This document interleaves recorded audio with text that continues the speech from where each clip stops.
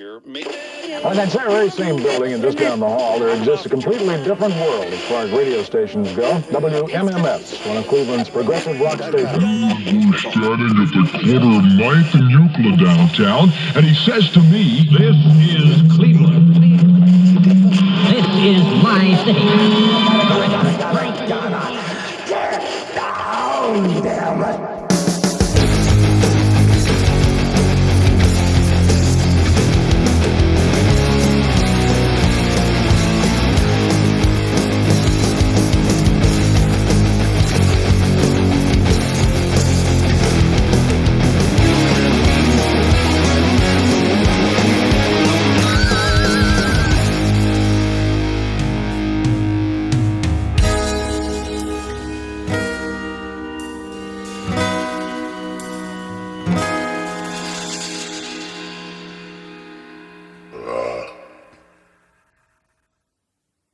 And we're back again, right here at Stairway to Cleveland. That's Keith. That's Scott.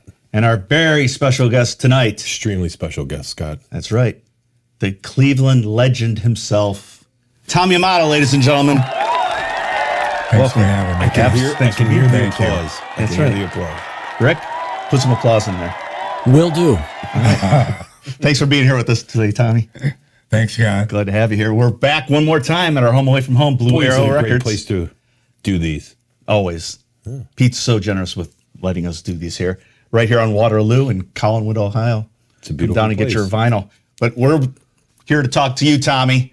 Figure out what's going on, what's happening, what's going on. I'm enjoying the store. It's fantastic. It's amazing, isn't it? Amazing. Really all this great stuff. It's You can spend hours in here. Oh yeah, And we will after we're done filming here. Yeah. probably. But let's talk about you, Tommy. Oh, okay. Legendary Cleveland drummer.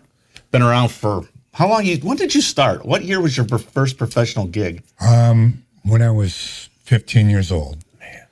Born and raised in Cleveland. Grew up in Independence, south suburbs. Got a call from some friends that needed a drummer. I was 15.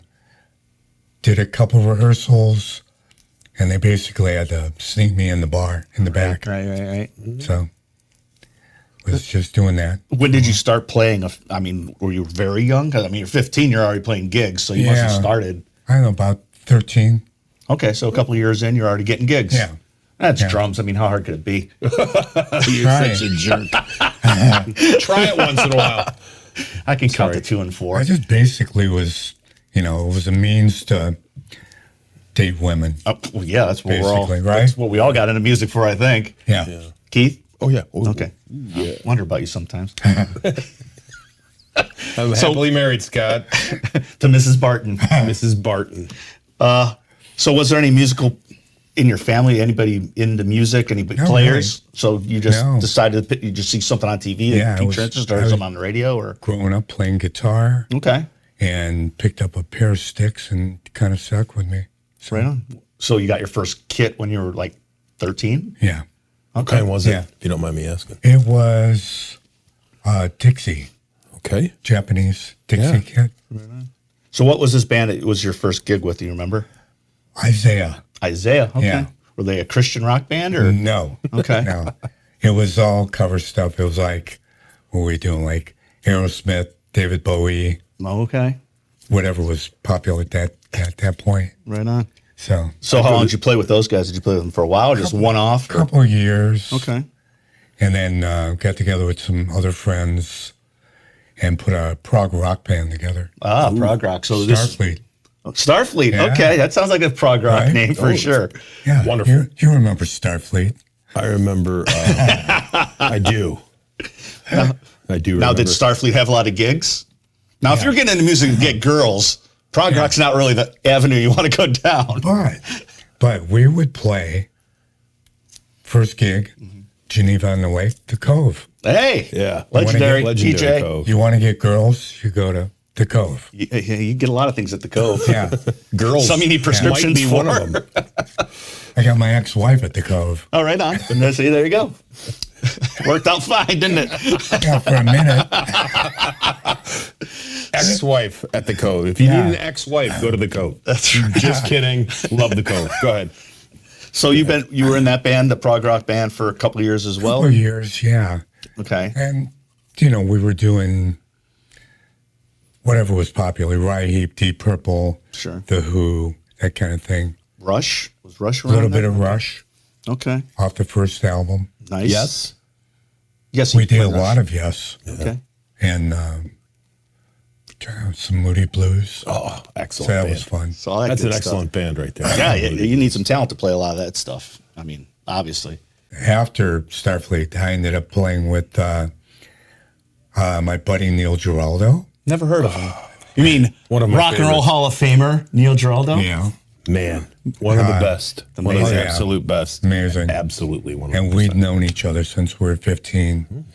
So we put this band together called Lover's Lane. Okay. And same thing, cover band, Right on. Aerosmith, was ZZ Top, whatever was popular Right on. at that point. Yeah. How long did Lover's Lane go? 3 years. Okay. No, by that time he was probably He was on just his way to almost on his way to Derringer. No, Derringer, I Oh, think, yeah. is where he went next. Yeah, Isn't it? interesting story. Night before Easter, I get a phone call from Neil asking me if I would come in the studio on Easter Day and record 2 songs for him. I said, yeah, no problem. So Easter dinner was later.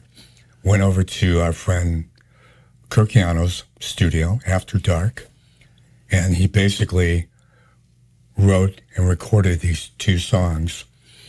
And he was auditioning for Derringer Really? that weekend. Wow. So called me up that Saturday, goes, tell me I got the gig. Nice. And I thought that was the end all of end alls. Right. Right? Wow, he's playing rhythm guitar for Rick Derringer Band, which was a good start for him. Oh, absolutely. Yeah. He kind of did okay after that, too. He did okay. Yeah. How long was he with Rick Derringer before he met Pat? I think what happened was he moved to New York at that point, and I ran into him about a year later, and he said, yeah, you know, we're touring, everything's cool. I'm writing songs for the next Derringer album, and I'm doing an album with this female singer. Yeah. You know? She's got a pretty good set of pipes on her. Yeah. That's when history was made. So he ended up, you know, writing some songs for her. Yeah.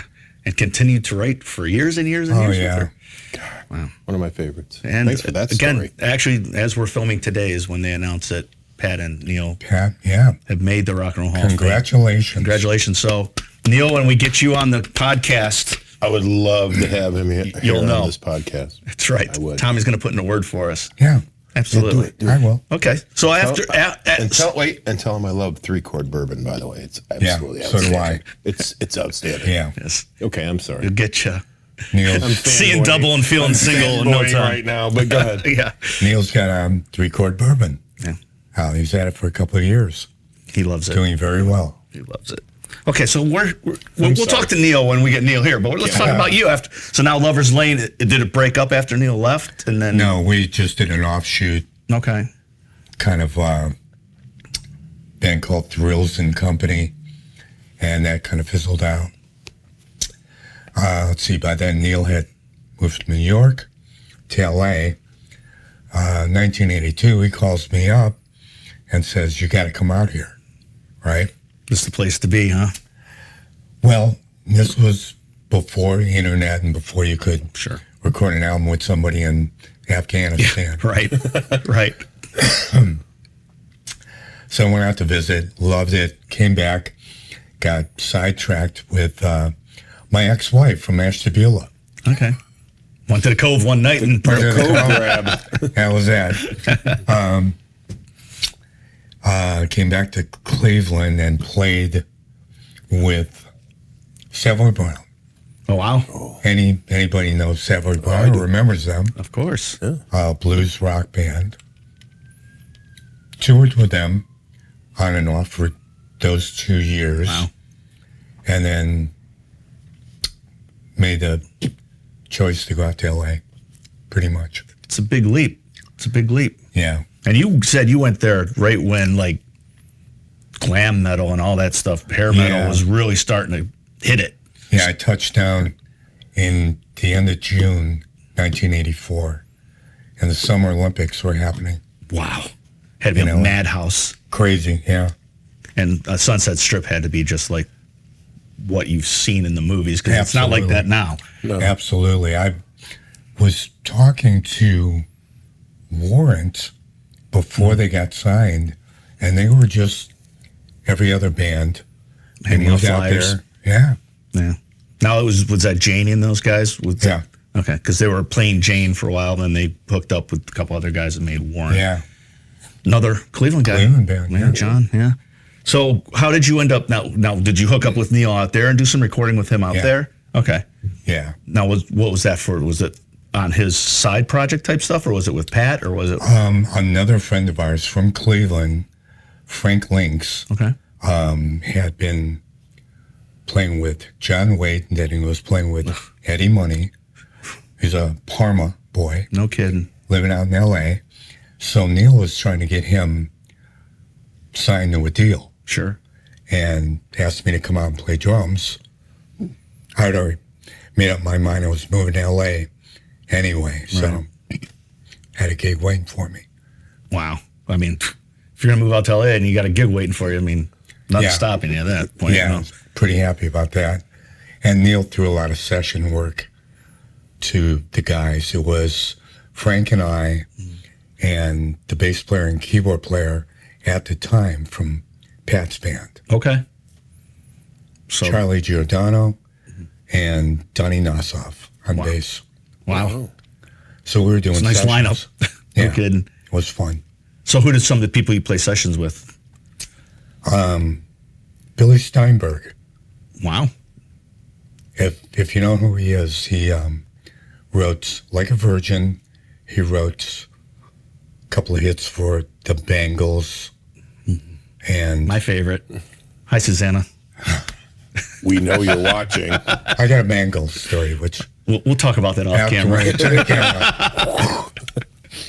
That goes along with the Lita Ford story. Oh, yes. You missed some good Lita Ford stories, folks. So, yeah. Like, just, guys who wanted to flesh out their songs. Sure. So. Now, I saw that you actually worked with Kiss. Yeah. My favorite band of all, second favorite band of all time. Yeah. How did that end up happening? What happened was I had joined a band called Only Child, and the guitar player was a producer around town, Paul Cebu. Hi, Paul. I know you're watching. And gets me in on this to do an album on Gene Simmons' label. Okay. And I love the logo. Moneybag? Moneybag, yeah. Mm-hmm. Shocking. So I went in and started doing songs for them. I got a lot of work from producers that would call me up and say, I signed the band on, and the drummer can't play to a click track. Mm-hmm. So call me up on a Wednesday. I'm cutting songs on Saturday. Wow. So Gene would come down to some of the sessions. That's how I got to know him. So Gene would call me up periodically and say, I've got 5 songs for you. I've got 3 songs for you. Doro Pesh, the band Silent Rage, different band, Gene's a great guy. He is a great guy. He gets a bad rep because of his professional. Yeah, his persona. Persona, yeah. Thank you. In the media. Yeah. One-on-one, great guy. Yeah. I've been lucky enough to meet him a couple times, and he was very nice. Took a picture of me, which is the weirdest thing because of that. So he saw my tattoo, and he's like, "I've got to take a picture of you, Hampson bastard." He took a picture, put it on his Twitter feed and all that stuff. So that was like life altering for me. I mean, my brief brush with Gene. So that's what happened.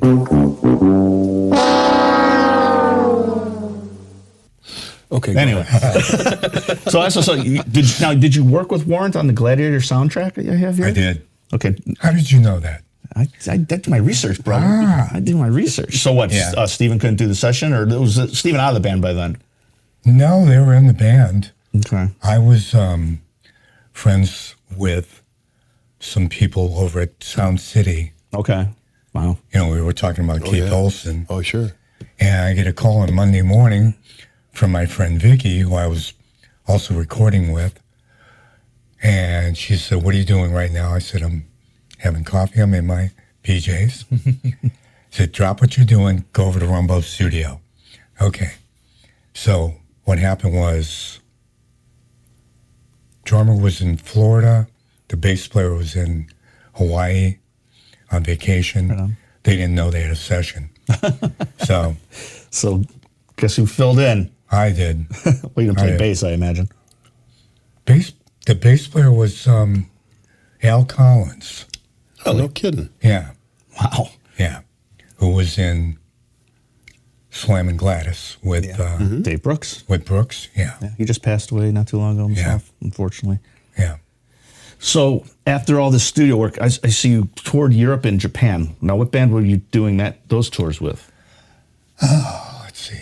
That was I was recording and playing with a band called Rocket Scientists. Okay. So I am a rocket scientist. He's a rocket You scientist. definitely are. Now, what kind of music was that? prog rock. I was about to say it sounds very proggy or Oingo Boingo-y or something. Full on prog rock. No kidding. Well, you got to see the world playing it, though. I mean, that's awesome. And the keyboard player, who had gone on to play with Asia and some other well-known bands, his wife had a recording career of her own, more like symphonic rock. Sure. Lana Lane is her name. Okay, I've heard of it. So, excuse me. That's We'll dinner. CGI that out. That's dinner. That's onions. Take care of that, Rick. I'm going to put some echo and some reverb on it. Sorry, Lana. You just belched all over your face. Lana Lane. No, we love you, Lana. Yeah, we love you, Lana. So Tell Superman we said hi. Oh, that's And then- Lois Lane. ended up doing records for her too. So Right on. we go to Japan or we go to Europe to tour. And by the way, we're really big in Japan. Hey, what a great name for a band. Wow. Hey.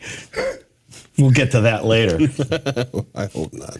That's what I did in the 90s. A lot of prog So, stuff. so how long did you stay out in L.A.? When did you finally decide to come back to Cleveland? 27 years. Wow.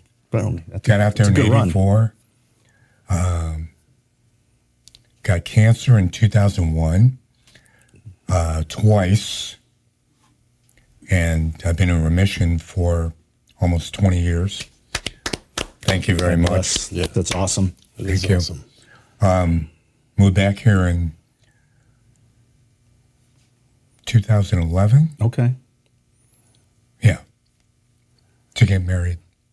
To lovely Judy. Lovely Judy. She's awesome. We've known each other since we were teenagers. Wow. See, it all comes back together. Yeah. It's crazy. So you came back in 2011. So I probably met you a year or two after that. Right. When you started your first, well, they actually had it for you first, right? Your first Yeah. benefit, the Tommy Amato Rock Relief, was actually for Tommy Amato. It was for me. When you were getting healthy. Yeah. And it was a big success. Everyone Yeah. came out and supported you. So you decided, let's turn it around. Let's start supporting some other needing musicians. I started coming back every year since then because the first Tommy Amato Rock Relief show was in 2001. It was at the Cleveland Agora. Or I'm sorry, 2004. Okay. Because I was going through my second bout of cancer. And my friends in Cleveland decided to put a benefit on for me. Awesome. Tommy Amato Rock Relief. Michael Stanley played acoustic. Wow. Boku, a whole bunch of bands. That's That was awesome. on March 28th in 2004. 900 people showed up at the Cleveland Agora for me. Amazing. And I'm so Amazing. grateful. Yeah, that's a blessing right there, buddy. So I've been coming back every year and doing a show, put on a show, find a recipient, one guy or girl that's dealing with cancer or, something in the music community. Yeah. And it's worked out pretty good. It's been amazing. I mean, we played my band Big in Japan. Yes. We played there probably 3 or 4 times in your Yeah. things. And it's always been such a big success. And you have some of the greatest stuff. And you've been doing it, this is what, the 18th year then? 18th year. 18th year. And it's coming when? This year we're doing it when? In June? June 12th. June 12th. And we're at Slim and Chubby's. Chubby's. And who's your recipient this year? And what's the line? John Safara, the drummer from Glass Harp. Wow. Oh. So. Now you're doing mostly tribute acts nowadays, right? Yeah. For Yeah. these. So what's some of the acts you got on this year? This is a great lineup this year. We have Coop's Nightmare, which is Sammy Freeze. Oh, really? Alice Sammy's Cooper. in it. Wow, awesome. Yeah. Wow, cool. He put it together. I hope he's not playing Alice. He wouldn't fit in the leather. He wouldn't fit in it. No, Okay, he's good. We love you, playing Sammy. bass. Sammy, you don't need to put a wig on. It's all right. It's all right. House Party. Okay. With Jay Jay Giles. They're great. That's got to be amazing. Tribute. They're featuring awesome. my friend Mark Alu, Mark's awesome. who's a cancer survivor. He is. Yeah. He's a great guy, too. Yeah. Yeah, Great. he's a super great guy. Yeah. Our headliner is Foreigner. Oh, Foreigner. Foreigner. Foreigner. Brand new Foreigner tribute band. Cleveland, Akron based. Right on. And I this saw is some videos of those guys. They're great. fantastic. Wow. Good. Yeah. Very good. Very great band. And Talk of the Town, which is a Pretenders Wow. tribute. Well, I'll be there. And by the way, Talk of the Town will be on Fox 8 on June 10th to support the show. Wow. I'll be on there with them. That's great. You Committed. probably won't have as many viewers as we have right now. Right. But, sometimes you just got to, do what you got to do. But yeah, it's going to be a great thing. And all your money goes right to the recipient. Right And, to the recipient. I mean, it's amazing. It's an amazing thing you do. And to be honest with you, I do a benefit now. This is coming up on my 6th year. I have a great group of people with me, but my inspiration to begin this whole thing was you, Tommy. Thank you. I mean, when I saw what Thanks. you did and giving back and just the community that you built doing these, I mean, it inspired me to start this. So I thank you for doing it for me. Thanks, man. Greatly It's appreciate been it. very Absolutely. successful. And You're doing a great job. Thanks, buddy. We try. Yeah. We try. But, those are big shoes to fill. So we're going to keep doing. We'll keep doing until we can't, right? Oh, yeah. Yeah. The main thing is to give back It's a to good people. thing. Yeah. Yeah, do it while we're here, man. Because Yeah, one day, like I absolutely. told you, we're going to be little old men in rocking chairs going, hey, remember the time that I played the Cove? and got an ex-wife. Had a life? Yeah, I'm right there. Give me like 6 more months That's right. and give me a rocking chair. That was me 2 years ago, man. That's true. Yeah, I do like rocking chairs. they are pretty comfortable. I've got an old man chair officially, I was told. Oh, yeah, so yeah. I got that going for me. So we're caught up with Tommy. I think, what other music things are you doing right now? Yeah. Playing in local bands. Okay. That's still fun, man. Yeah, It's still it's fun. I'm enjoying it. Summertime comes, I'm working 4 nights a week. Awesome. Wait a minute, cut that out. IRS? IRS, I didn't say that. There's no Working 4 hours a week, he meant to say.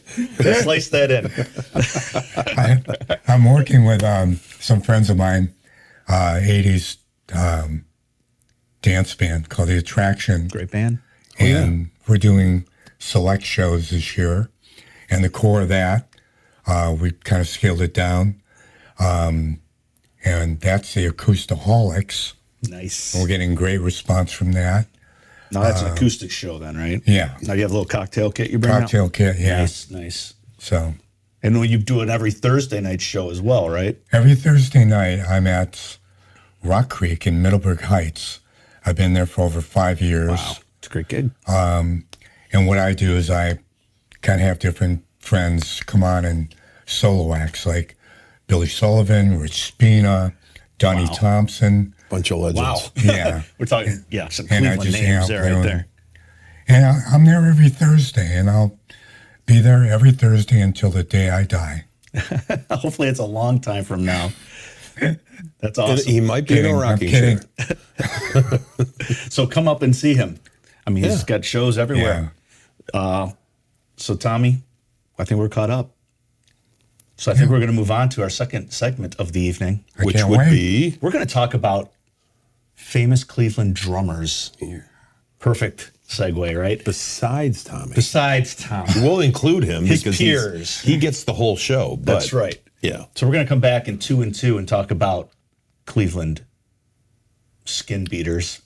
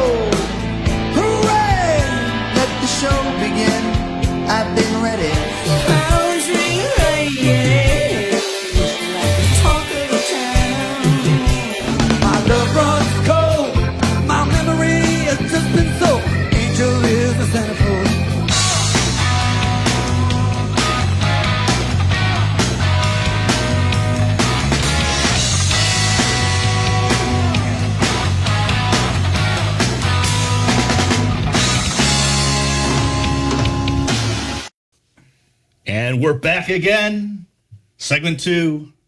We're going to talk Cleveland drummers. Ooh, and there's a good list. There is quite a list, and feel free to add any I've forgotten because I'm a bass player. I don't really pay attention to drummers too much. And you should, because that's part of the rhythm section, but whatever.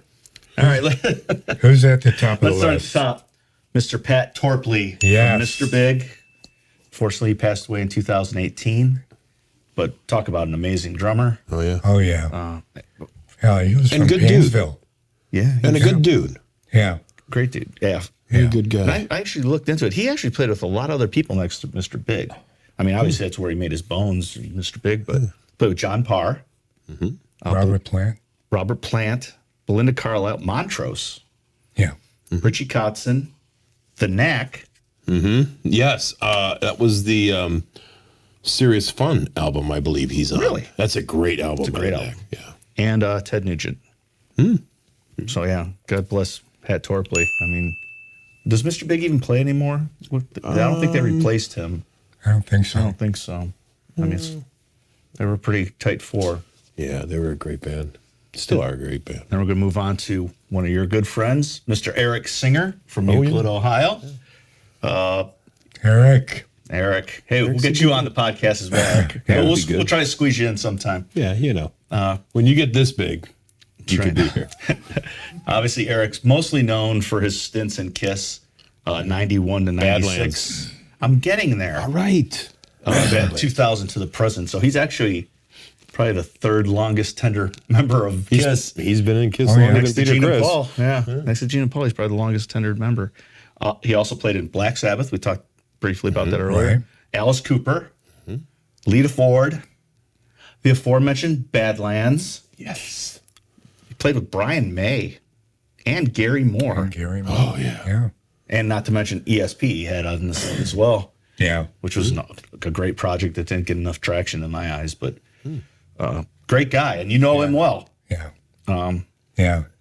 I had the fortune to go see Eric play a lot when I lived in L.A. with whoever he was with. He invited me down. He did 5 shows in L.A. with Gary Moore, and I went to every one of them. And most of the shows, I was from here to here to Gary Moore. And it was like unbelievable. The best. Yeah. It's my Keith's favorite. pitching a tent right now. Yeah. That's Keith's favorite guitar player of all time. Gary Moore God. is my favorite of all Oh, time. my God. Yeah. Yeah. So he's Eric Singer. I mean, Euclid Boy done well. Mr. Messinger's done okay for himself. Let's move on. One of our favorites, another local guy, great guy. We're going to try to get him on the podcast. Jim Bonfante from the Raspberries. Absolutely. Talk about Cleveland legends. I mean, the Raspberries are it, man. Oh, yeah. And Jim's a great guy. He's donated to my benefit. He's good friends with a few friends of mine. I'm sure you know him. Yeah. Yeah. Great guy. Great drummer. He's still playing. He's out there playing. Abbey Plays Rodeo. great. Yeah. Yeah, so Jim Bonfante from the Raspberries. Steven Adler Oh, boy. from Guns N' Roses. Troubled soul, but he seems to have been straightening himself out the last dozen years or so. But he really made his bones, and I mean, that first Guns N' Roses album is can't touch it. I mean, it's the best. Great playing. Great playing. Oh, Yeah. And he still can play, man. He can still throw it down. It's just the drug. I mean, how bad you got to be on drugs to be kicked out of Guns N' Roses? Well, true. So That's true. It's unfortunately, true. Where was he from in Cleveland? Was he East Side? I think it was. I want to say Akron, Cuyahoga Falls area. Yeah. If we only had a fact checker to look it up. Do you guys hear that? Do you hear it? I hear elevator music. Oh, Right. there it is.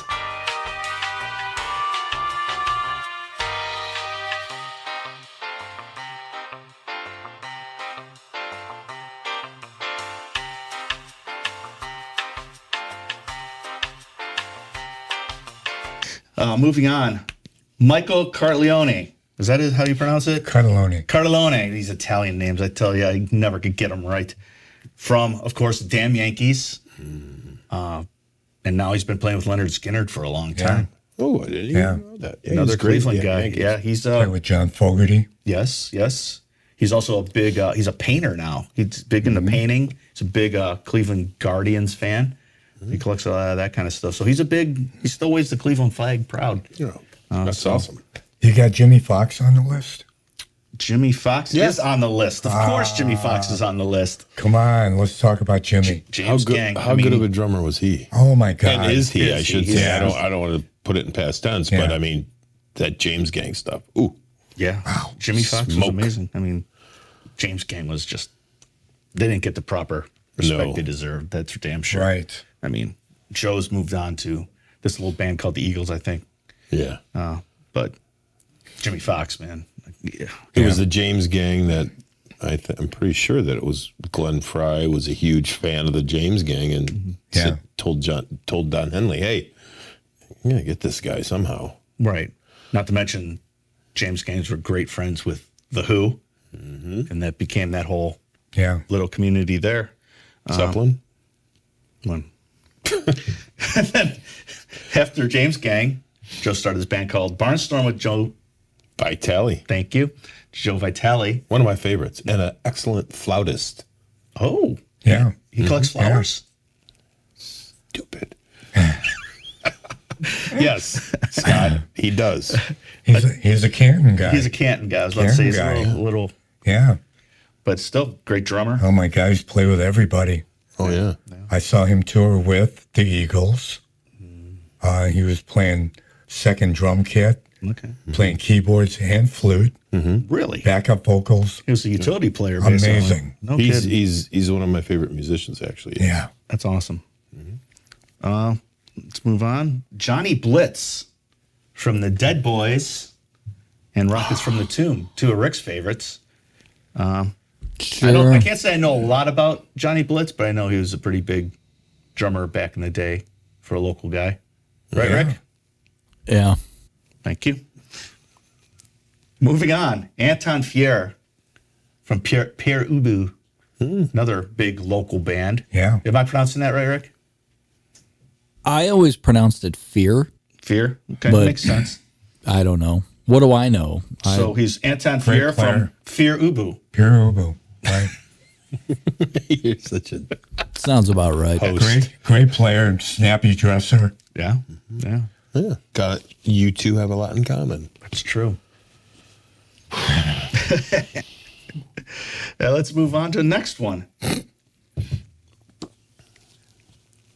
Our friend from the band Stillwater, Jay Fedovich.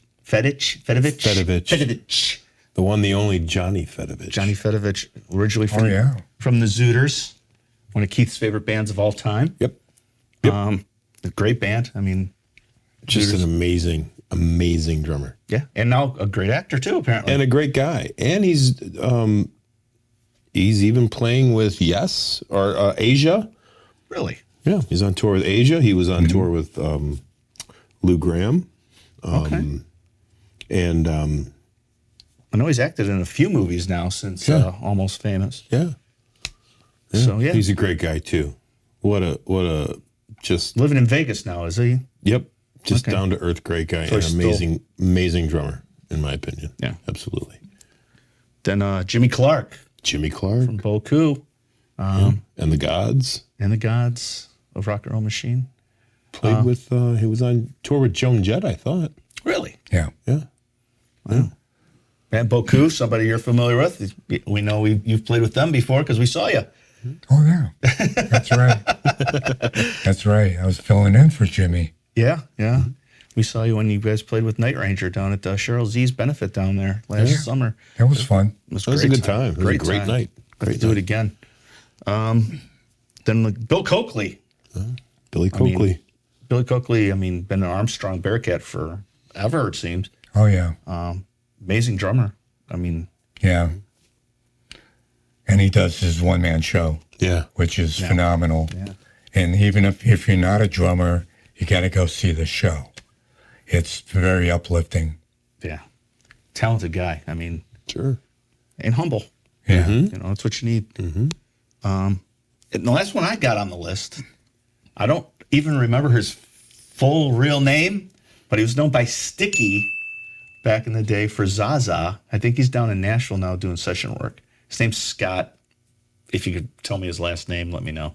We have a fact checker. But you got to dig deep. He's on vacation. Oh. Sticky's on vacation? Oh, your fat checker is on vacation. Oh, damn it. Oh, well. We'll look up Party with the Big Boys and you'll find out. Well, we'll figure Maybe tomorrow we'll figure it out. I got two guys Please. that weren't on the list. Please. And these were my last two recipients for my Rock Relief show.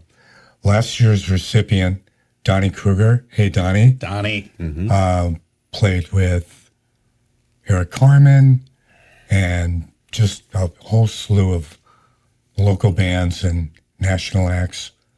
Jonah Coslin. Fantastic. My recipient last year, Donnie Kruger.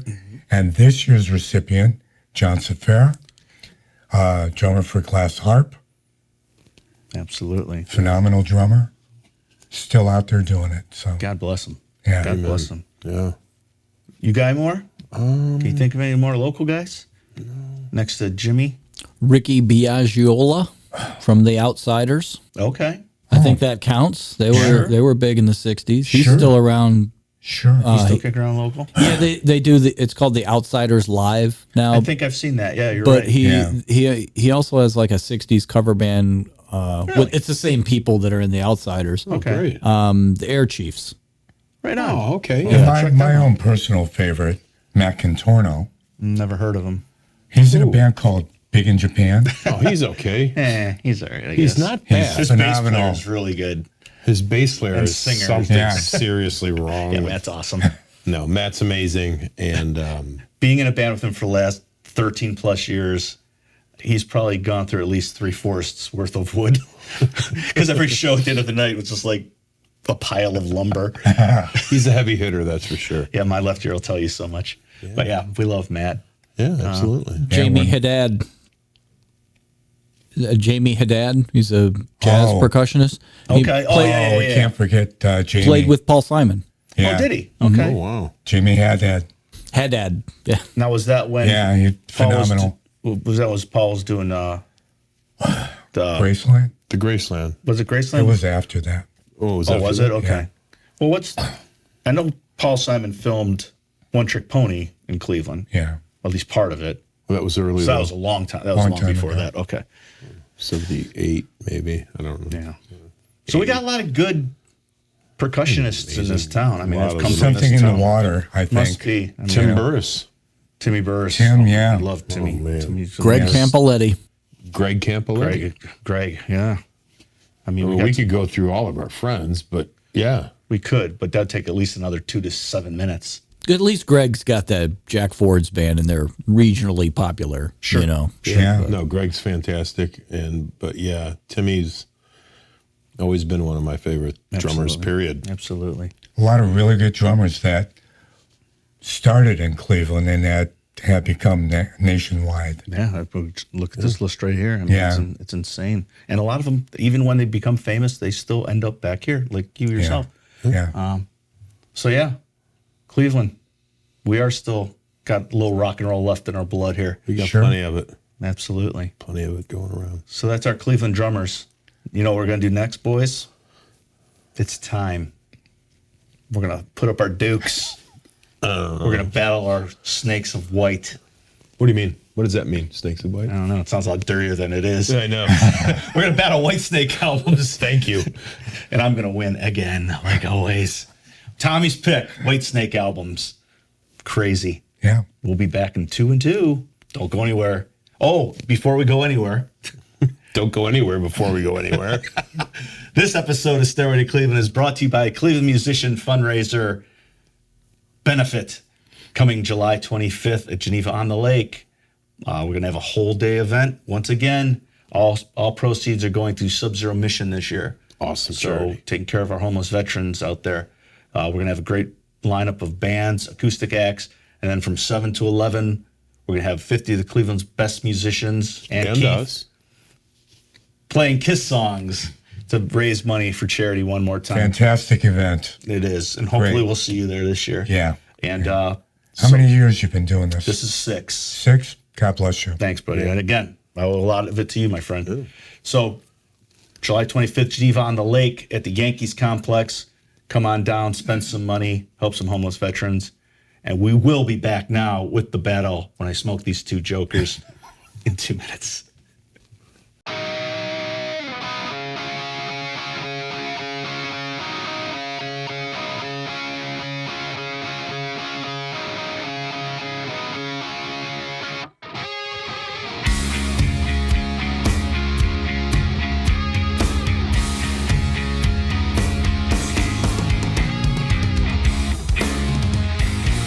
Who's your baby? Who's your baby? Who's your baby?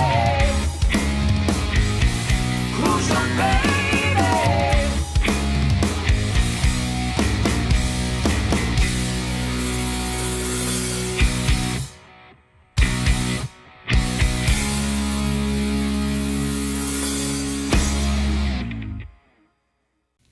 It's battle time, boys. Let's put up them dukes. Get down to scared. it. Hey, see what I did right there? Pat Benatar reference. If you have to say it, it wasn't a good one. Oh. But go ahead. You were saying? Hell is for Martin. No kidding. Every podcast. All right, tonight we are battling Whitesnake, the David Coverdale mega band. Saga. It is quite a saga. Boy, David. Tom, you decided on Whitesnake? I did. What made you decide on Whitesnake, may I ask? Because you didn't like my first choice. Oh, yeah, that's a Yeah, valid point. see, Scott called me up and said, we're going to talk about rock bands. What's your favorite rock band? And what's a album that influenced you? I said, Out in Flame by Mahavishnu Orchestra. And Scott said, what? Oh, yeah, yeah. Which was a progressive jazz and hard rock. John McLaughlin, Billy Cobham, host of others. But big Since fan we- of Billy Cobham. I am. oh yeah, He's great. Big Billy Cobham fan. Yeah, me too. Jan Hammer was Wow, keyboard player. okay. That's where you came Anyway. from, yeah. Did they had- make more than 3 albums, though? Yes, they did. Okay. They did. Probably had about 12 albums, I would guess. Yeah. I mean, they Yeah. They were rolling in the 70s. Really? Yeah. But my second choice was Whitesnake. Very Big similar. Whitesnake fan. Very similar. Yeah. All right. So Tommy decided to go with Whitesnake. So, Tommy, you get to go first because you've got the oldest album. Who did you choose? What album did you choose? I choose Slide It In. You got to show the camera. Oh, my God. Slide It In, featuring such hits as Slow and Easy, Love Ain't No Stranger, Give Me One More Time, Spit It Out, Guilty of Love, Standing in the Shadow, and the title track, Slide It In. Great album. How many euphemisms about sex can we have in one album? God. What do you mean? It's about snakes. Oh, my God. It was like David Coverdale put together a bunch of guys that, okay, can you play? And can you do male striptease? That was a prerequisite for that album, actually. Oh, yeah. Slide It In was the precursor to your album. Well, we'll get to my album. Let's talk more about Slide It In first. I love the album. I love the songs. It's easy to listen to all the way through. Big Cozy Powell fan. Yeah. Rest in peace, Cozy. Great drummers, play with everybody. This was the album that John Sykes was on. He's really, really one of the best. Yeah. Let's drop some knowledge on Slide It In, shall we? Go ahead. Drop Slide away. It In is the 6th studio album by British rock band Whitesnake. 6th. Released in 1984, January 30th of 1984 in the UK, and April 16th of 1984 in the US of A. It was the first Whitesnake album to be released by Geffen Records in the United States, but was remixed before the release. Because of this, there are 2 different editions of the album, each with its own qualities. It includes their first breakthrough hit, Love Ain't No Stranger, and Slow and Easy. Sure. It was the final Whitesnake record to have the original snake logo on it. The album eventually sold over 4 million records. That's pretty impressive. Well, it's a great album. The band delivered a harder sound than their previous albums. Yeah, they really kind of started veering off to a And I different would path on this contribute album. a lot of that to John Sykes coming Absolutely. on. Oh, yeah. Absolutely. The European mix is That's what I'm my about to favorite. get to right here. The European edition of that album contains the original mix. This mix features a stronger presence of keyboardist John Lord, and the bass is more noticeable. Always need more bass. The track order is also different from the U.S. mix. Yeah. The U.S. mix lowers the keyboards and bass in the mix and is more oriented towards the guitar and the drums. The U.S. features different guitar solos than the European edition, and the addition of John Sykes is the third guitarist, layered on top of the original guitar parts by Mel Galley and Mickey Moody. The bass parts were originally recorded by Colin Hodgkinson, were replaced by returning member Neil Murray's bass guitar parts. The U.S. version also includes some keyboard parts by Bill Como. So yeah, I mean it's a great album. Stunning. It's really a great album. It's so many songs about sex. Well, and not even hiding it. Well, as a slide it in, spit it out. As a 14-year-old boy, I loved it. Yeah. And my brother, of course, would come up with these bands. I've mentioned this before in this podcast. Would come up with these bands I had never heard of. I had 1 or 2 tracks going. It was either AC/DC, Van Halen, or Kiss. And he would play this, and I heard some of it, and I'm like, wow, it's really good. And that was my first introduction. I love that album. Yeah, I really do. It really is a good album. And a lot of people thought that was their first album. Right. They didn't realize they had 6 prior albums Yeah. with a whole different lineup. Yeah, really. Yeah. I mean, it started off as David Coverdale's Whitesnake. Yeah. It wasn't even Whitesnake. And it was 6 albums with the same members. I mean, that's what you're going to hear as we go through this is just a revolving door of band members and. Yeah. But yeah, I mean, it took this album to break them, and those other albums, you're right, are good. Right. They're like they're very similar to what I would consider when Coverdale was in Deep Purple. Rock bluesy. Purple, Yeah. Where this is more of like a hard rock. And Mickey Moody even said that during the recording of this album, he started to so veer away from David Coverdale that they weren't even friends anymore. David Coverdale was so into his vision of what they're going through that he's like, I can't work with this guy anymore. So Great pick, Tommy. great pick, Thank Tommy. you. Great pick. But not as great as my pick. Of course. Here we go. Here we are. I'm next, Rick. Boom. The self-titled Whitesnake album. In some circles known as 1987. Some circles known as 1987, because funny enough, that's the year it came out. Weird. I mean, this was an MTV staple. Had so many hits on it. And can I just say Tawny Katane. thank you? Well, let me ask you, how many millions of albums did it sell? This one sold 8 million copies. 7 of those because of Tawny Katane. Not true. True. Not true. Did you see Rudy Sarzo licking that bass? Rudy Still wasn't there. on this album. He only But he was in the toured with it. videos. Yeah, well, that's what I'm saying. It all matters. Tawny Katane wasn't on the album either.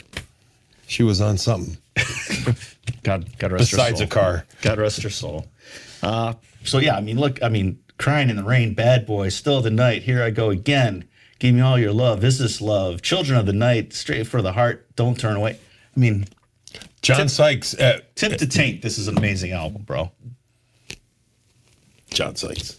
Yeah, That's what I got to say. John Sykes made this album. Yes. Yeah. Unfortunately- And of course, during the recording of that album, it was not very pleasant. But No. I'm sure you have some factoids on that album. Yes, I will drop some knowledge on this, the best of the Whitesnake albums we're battling tonight. Self-titled, 1987. Go ahead. Whitesnake is the 7th studio album by British rock band of the same name, Whitesnake. Released in March and April of 87.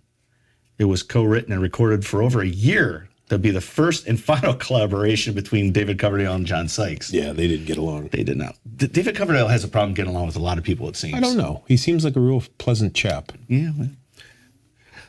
The album, besides its commercial success, is remarkable for the band's change to a more modern glam metal look and sound. No arguing that, if you've seen those videos. This was the first recording to use the band's new logo, which would characterize them in the future. The album was a critical and commercial success around the world, eventually selling 8 million copies in the U.S. alone. And that's going 8 times platinum. 4 songs were released as official singles: Still the Night, Here I Go Again, 87, Is This Love, Give Me All Your Love. A lot of love talk. And there was even a And promotional no single love for Crying while in the making Rain. the album. No, And 2 of those songs were remakes Yeah. it's true. from previous albums. It's true. But they really took off on this one. So Well, it was, Sure. and not to discredit you, Scott. I'm not saying that what you picked was wrong. It's a great album, and it was 87. well, it was, And at that it point, was steeped in 87. you really needed that harder edge guitar because that's what was going on. And for 1987, that's probably one of the best albums of that year, in my opinion. Absolutely. But Great yeah, drumming. great Ainsley Dunbar. drumming. Yep. Yeah, he's fantastic too. Yeah. Let me continue with my factoids. I'm sorry. No, you're good. I'm interrupting. David Coverdale was actually about to fold the band. However, executives at Geffen Records asked Coverdale to continue working with guitarist John Sykes, as they saw potential in the two. Keyboard players Don Airy and Billy Como were brought in to record some keyboard parts, as well as Dutch guitar player Adrian Vandenberg to record guitar solos for the re-recorded version of the song Here I Go Again, because Sykes disliked blues music. That doesn't make sense. Doesn't make sense to me either. By late 1986, with the recording process done and the album slated to be released in early 87, Coverdale made the decision to let the other members of the band go due to personal differences. Personal differences. For the new lineup of the band, Coverdale enlisted guitarist Adrian Vandenberg, with whom he had already discussed plans with. Second guitarist Vivian Campbell, as Dio. many of you know now. He was in Dio, now he's a Def Leppard guy. Amazing guitar player. Yes. Bassist Rudy Sarzo. 80s Quiet metal. Riot. 80s metal staple. Ozzy, yeah. Yeah. And drummer Tony Aldridge. Probably the ugliest drummer I've ever seen. Tommy Aldridge. This lineup was called The Video Kids Yep. by Coverdale. They toured in support of the album and all appeared in the music staples Still the Night, which is still one of the most requested videos on MTV. Is This Love? Here I Go Again, and Give Me All Your Love. Yeah. Which featured again Tawny Katane, all with heavy MTV and radio play. So, I mean, you couldn't get away from this album in 87. No. Everyone I knew had it. Yeah, and everyone tried to look that way. Well, And We got Earthquake. boy, you have to hope admit so. that was great marketing move on David Coverdale's Oh, absolutely. part. Just like, call it what it is. He shit canned everybody and brought in everybody. Vivian from Dio and everybody else. From Vandenberg. Vandenberg and Rudy. Rudy. He made a super group out of it. Yeah. He did. He really did. And, Smart move. yeah, and it paid off, at least for an album. Yeah. But then things kind of got wanky. And then what album came out after that? Well, regardless of what your facts may say about this album, Scott, you actually would have to listen to the album to appreciate it. I have listened to the album. Slip of the Tongue, my favorite Whitesnake album. Now, it's that hot. Being the follow-up to such a successful album, of course it's going to be, lightning doesn't strike twice. But anyway, Adrian Vandenberg decided to write some songs with David Coverdale since he had him in all the videos, and they went on tour, and the rhythm section was fantastic, like Scott mentioned. Rudy Sarzo, Tommy Aldridge. Tommy's one of my favorite drummers, too. That was great. Yeah. And Tommy Aldridge, not just you. Yeah. Thank you. All your favorite Tommies. But so they end up doing this, and I guess at the last minute, I could be fact checked. I don't care. Adrian couldn't do it due to some health issues, and Coverdale found Steve Vai available. Now he did pay him a hefty sum to do this album and go on tour with them, but I mean, it does have the pyrotechnics of Steve Vai on it, but I still think he was able to. He co-wrote a lot of this music. And he was able to still keep it more commercial because Vai was known at this point mostly for his instrumental albums that were off the charts. But just this album to me has such a groove. And Vai's rhythm chops have always been stunning to me. And I love every song on this album. I do. I really There's do. another remake on there. There is. From an earlier. Oh, yeah. Their hit. Oh, yeah. Full for Your Lovin'. For Your Lovin', yes. Which was killer. A lot of people who weren't musicians or weren't in the know or weren't Zappa fans or whatever, I mean, they probably only knew Vi from David Eat Lee 'Em and Roth. Smile. Right. Skyscraper. Skyscraper, the David Lee Roth stuff. And then when they see him with, somebody kind of in the same genre, they're like, all right, let's see what he's got going, And I mean, I tell you what, like I said, Judgment Day, one of the best songs on this album, and really a fantastic song. But you have The Deeper the Love, which was the ballad, which was the formula. 2 rocks and a ballad. Every bad boy's got a softer side.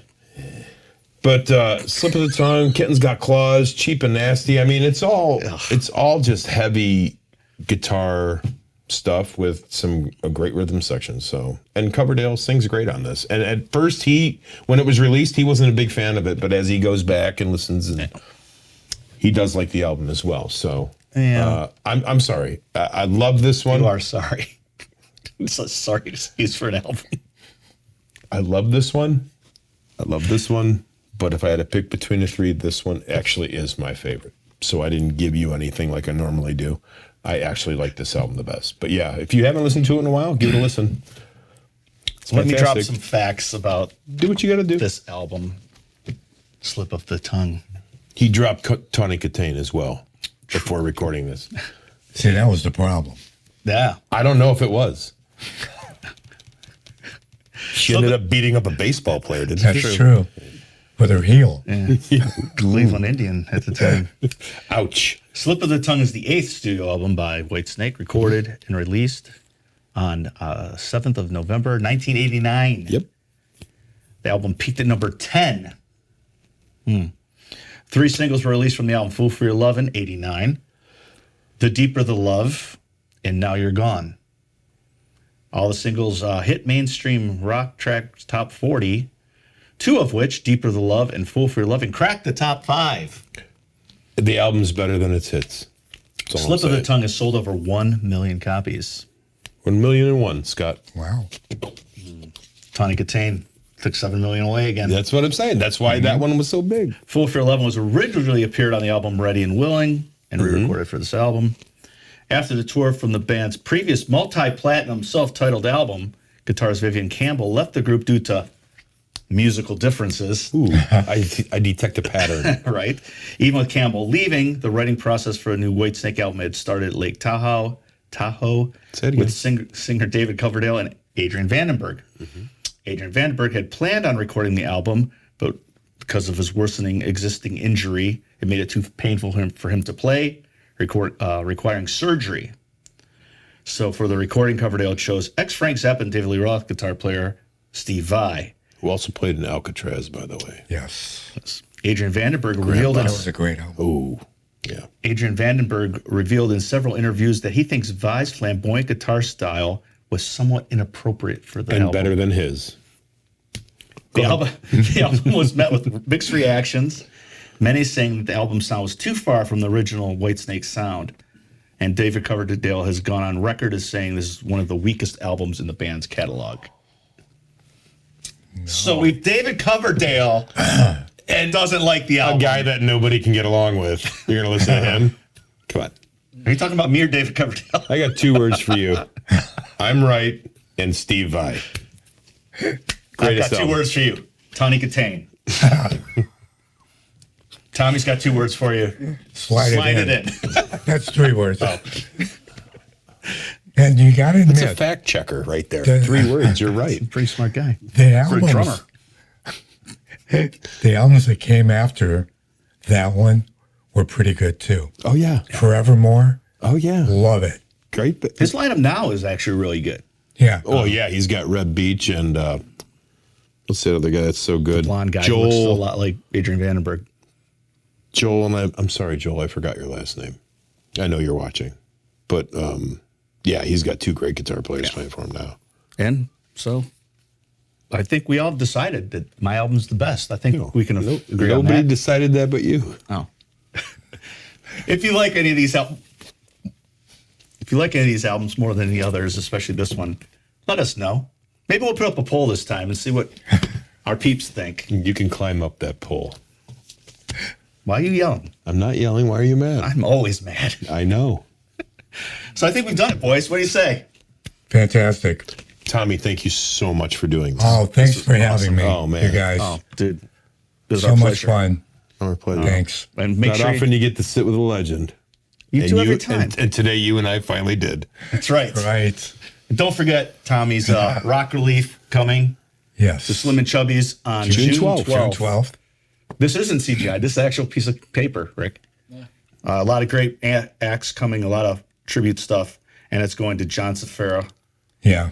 All the money going to him. There's going to be a lot of great baskets. You always have some of the greatest baskets and stuff up for raffle. I always get stuff, from Neil Giraldo, from Eric Singer, from Metallica, Pat Travers, you name it, a lot of autograph stuff. Yeah, he's got some great stuff. John's going to be down there autographing some of his memorabilia if you're a Glass Harp fan. And once again, we have a great lineup.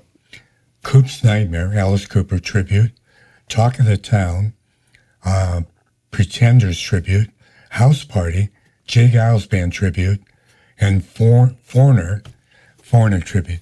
They're headlining the show. That's awesome. And it's $25 at the door, donation.